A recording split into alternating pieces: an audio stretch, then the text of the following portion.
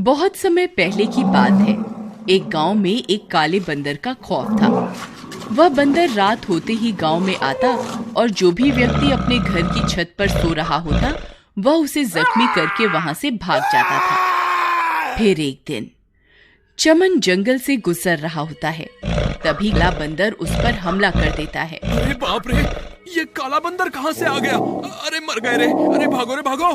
फिर वह जोर जोर से भागने लगता है और भागता भागता अपने घर के अंदर घुस जाता है।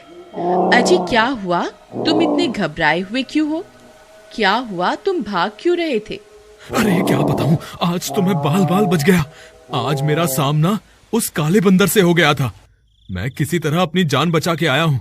तुम जल्दी जाओ और दरवाजा बंद कर दो, कहीं मेरा पीछा करते करते वो काला बंदर यहाँ ना आ जाए। फिर उसकी पत्नी जाती है और सारे दरवाजे खिड़कियां बंद कर देती है। फिर वह काला बंदर चमन का पीछा करते करते गांव में पहुंच जाता है और अपने शिकार की तलाश करने लगता है। गांव वाले उसे छुप छुप कर देखते रहते हैं। अरे बिमला देखो, ये वही काला बंदर है जिसका खौफ पूरे गांव में है। अजी इसके पंजे तो देखो कितने बड़े हैं। मुझे नहीं लगता इसके हमले से कोई भी बच पाएगा। तुम जल्दी जाओ और घर के अंदर अंधेरा कर दो। कहीं इसकी नजर हम पर पड़ गई तो ये हमें जिंदा नहीं छोड़ेगा। फिर उसकी पत्नी जल्दी से जाती है और पूरे घर के सारे दीपक बुझा देती है और वह उसे छुप छुप कर देखने लगते हैं। वह काला बंदर इधर उधर अपने शिकार की तलाश करता रहता है और तलाश करते करते वह एक घर की छत पर चढ़ जाता है।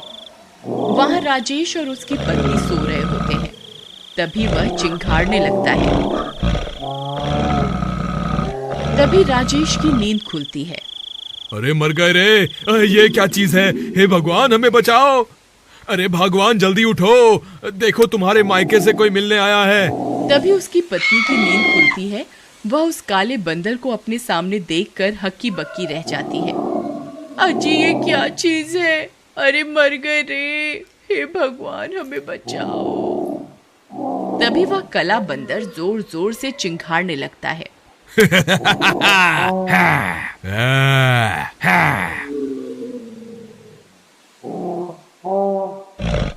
फिर वह दोनों जल्दी से अपने घर की छत से नीचे उतरते हैं और अपने कमरे के अंदर जाकर छुप जाते हैं। आज तो बाल बाल बच गए। मैंने तुमसे कहा था ना, इस गांव में काले बंदर का खौफ है।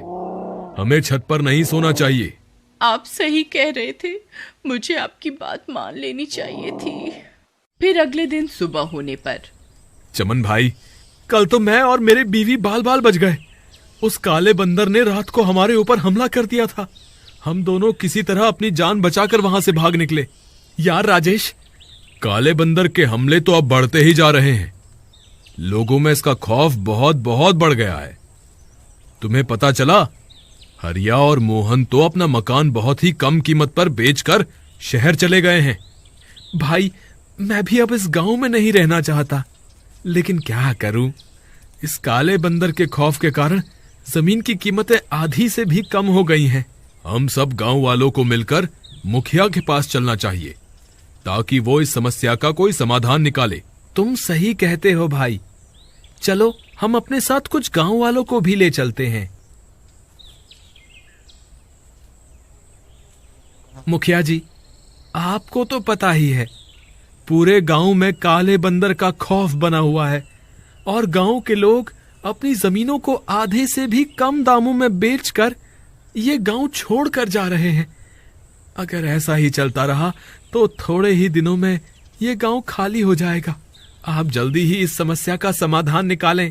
तुम सही कहते हो भाई, हमें इस काले बंदर का सामना करना ही पड़ेगा। मुखिया जी, मेरे पास एक तरकीब है। क्यों ना हम में से कोई व्यक्ति काले बंदर का भेष बदल ले और उसका सामना करे। हो सकता है वो अपने सामने अपने से ज्यादा बड़े काले बंदर को देखकर डर जाए। लेकिन बल्लू भाई, वो बंदर लंबाई में हमसे 2 गुना बड़ा है। अगर हम उसका भेष बदल भी लें तो उससे छोटे ही दिखाई देंगे। तुम उसकी चिंता मत करो, मेरे पास एक तरकीब है। अगर हम 2 लोगों को एक के ऊपर एक खड़ा कर दें तो हम उस काले बंदर से भी ऊंचे हो सकते हैं। अब हमें ये सोचना है कि वह दो लोग कौन होंगे जो उस काले बंदर का सामना करेंगे। सब गांव वाले एक दूसरे की तरफ देखने लगते हैं, लेकिन काले बंदर का सामना करने के लिए कोई भी राजी नहीं होता। चमन और राजेश, तुम दोनों ने उसका सामना पहले भी किया हुआ है। मुझे लगता है तुम दोनों इस काम के लिए सही रहोगे। अरे मर गए रे, ये मुखिया तो मेरी जान लेकर ही रहेगा। मुखिया जी, बल्लू की तरकीब तो सही है, लेकिन वो काला बंदर हमसे नहीं डरा और उसने हम पर हमला कर दिया तो क्या होगा? तुम घबराओ मत। जब तुम उस काले बंदर का सामना करोगे तब सब गांव वाले वहीं आसपास छुपे रहेंगे। अगर उस काले बंदर ने तुम पर हमला कर दिया तो सब गांव वाले मिलकर तुम दोनों की जान बचा लेंगे। ऐसा है तो ठीक है मुखिया जी, हम तैयार हैं उस काले बंदर का सामना करने के लिए। फिर रात होने पर बल्लू चमन और राजेश को एक के ऊपर एक खड़ा करवाकर उनके ऊपर काले बंदर की खाल चढ़ा देता है। अरे वाह चमन और राजेश, तुम दोनों तो उस काले बंदर से भी बड़े लग रहे हो। मुझे पूरा विश्वास है कि हमारी तरकीब जरूर काम करेगी। भाई बिल्लू, अगर वो काला बंदर हमसे नहीं डरा तो क्या होगा? अरे यार तुम घबराओ मत, बस जैसे ही वो काला बंदर तुम्हारे सामने आए तो तुम जोर जोर से आवाजें निकालकर उसे डराने की कोशिश करना। फिर वे दोनों जंगल की ओर चल देते हैं। रात के समय जंगल बहुत डरावना हो जाता है। चमन भाई, मुझे तो आगे कुछ दिखाई नहीं दे रहा। अगर वो काला बंदर सामने आ जाए तो तुम संभाल लेना। तुम मत घबराओ, जो होगा देखा जाएगा। फिर थोड़ी दूर जाने पर उनका सामना उस काले बंदर से हो जाता है। राजेश भाई, वो काला बंदर तो हमारे सामने ही खड़ा है, अब क्या करें? भाई जोर जोर से आवाजें निकालो ताकि वो डर जाए।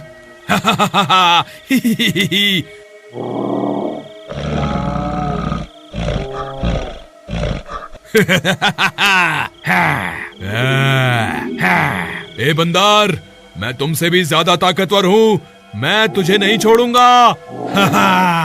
अरे मर गए रे, ये काला बंदर कहाँ से आ गया? हे भगवान, मैंने तो काले बंदर का भेष पहना हुआ है, लेकिन ये तो सच में काला बंदर है। ये तो मुझे एक ही वार में मार देगा। अब मैं क्या करूं? राजेश भाई, जोर जोर से आवाजें निकालो, मुझे लगता है हमारी तरकीब काम कर रही है।